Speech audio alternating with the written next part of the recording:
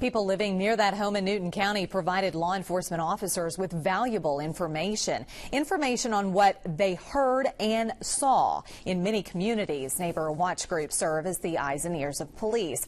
But in light of the Trayvon Martin shooting in Florida, some worry the neighborhood watch volunteers might be overzealous in their attempts to prevent what they perceive to be criminal activity. Kalie Desimone reports.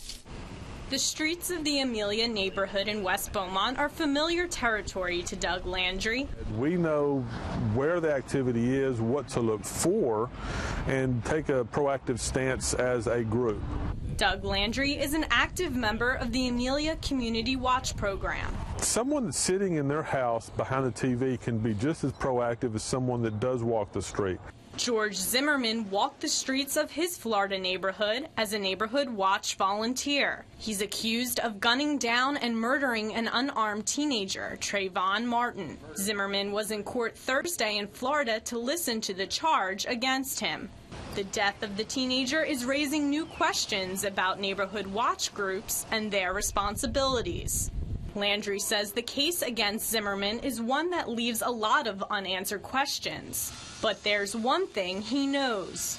Don't go above and beyond the law. Just, know what the law says and what your limits are. Beaumont Police Sergeant Robert Flores says community watch volunteers play an important role in solving crimes. But there are limitations on what volunteers should do to aid officers. Be another set of eyes and ears for us, be good witnesses, give us good information so that we can arrive and take care of the situation.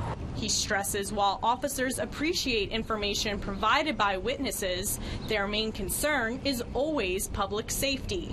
We don't want you to put yourself in a situation where you could be hurt or in a situation where you may have to hurt somebody else.